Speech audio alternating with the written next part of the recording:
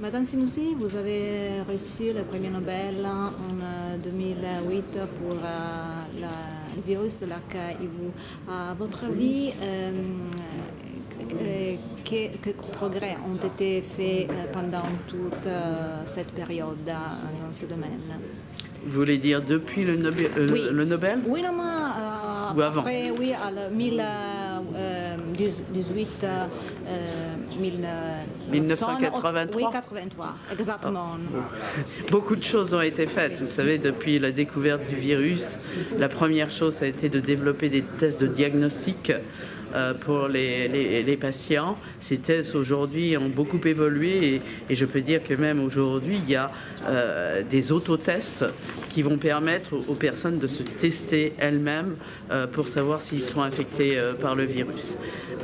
Il y a eu des progrès merveilleux dans le traitement, avec aujourd'hui des thérapies, des combinaisons thérapeutiques qui permettent aux gens de vivre avec le VIH.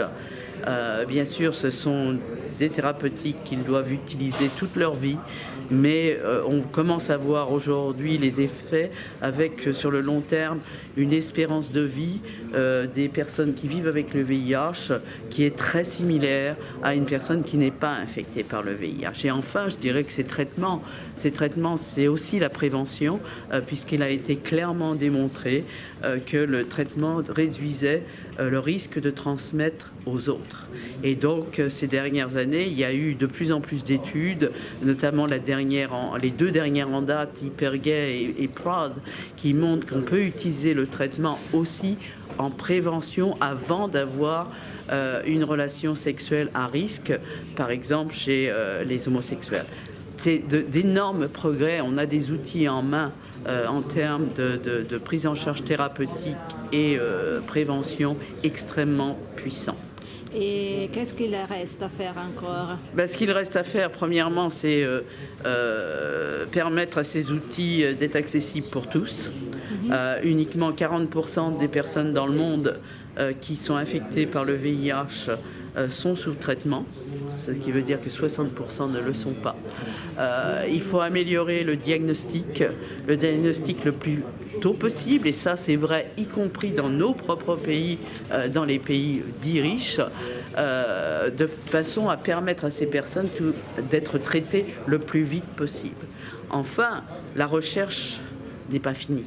La recherche n'est pas finie car nous n'avons toujours pas de vaccin, nous n'avons toujours pas un traitement qui permettrait aux personnes, si ce n'est de guérir de l'infection VIH, au moins de pouvoir arrêter leur traitement et d'être en rémission, un petit peu comme on est en rémission lorsqu'on est traité par le cancer. Et ça serait déjà un grand pas pour les patients. Et qu'est-ce qu'il est nécessaire pour arriver à un traitement correct et utile? De la recherche, de la science. Et la science, vous savez, en ce moment, il y a des approches qui sont envisagées, qui sont les approches dont on parle beaucoup ces dernières années pour le cancer. Ça montre combien, quand on travaille sur une maladie comme le VIH, il n'y a pas de barrière. Il faut savoir justement travailler les uns avec les autres. Travailler pour les chercheurs du VIH avec les chercheurs spécialisés dans le domaine du cancer, et ça va dans les deux sens. Ça va aussi, c'est vrai aussi pour les maladies de l'âge, le vieillissement. C'est vrai aussi pour les maladies cardiovasculaires. Toutes ces pathologies, l'infection VIH et les pathologies que je viens de mentionner ont tous des points communs. Et c'est sur ces points communs qu'il faut que l'on travaille tous ensemble dans les années qui viennent. Une dernière question. Quelles sont les catégories plus à risque, à part celles que nous connaissons déjà? Il y a d'autres catégories. J'aime pas beaucoup qu'on parle de catégories personnellement. Vous savez, on a fait beaucoup de dégâts avec ça. Toute la stigmatisation et la discrimination qui existe toujours aujourd'hui est à cause de ça, les catégories. Donc non, je ne parlerai pas de catégories. Nous sommes tous à risque. Il faut déjà garder cela en mémoire. Il n'y a pas de différence entre les uns et les autres. Tout le monde peut être affecté par un virus comme le VIH. Tout le monde peut être affecté par un virus comme l'hépatite virale aussi. Donc ne faisons pas de catégories. Il y a bien sûr des prises de risques parfois différentes par certaines personnes. Et les prises de risques, on les connaît depuis le temps, depuis les débuts des années 80. Ce sont les relations sexuelles non protégées, ce sont l'usage d'injections, notamment chez les usagers de drogue, avec des ustensiles qui ne sont pas propres ou stériles.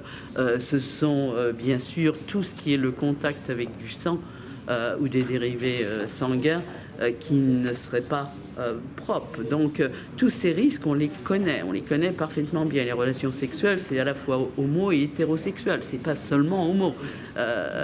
Donc plus on prend de risques, plus on a des rapports sexuels non protégés, plus on prend de risques.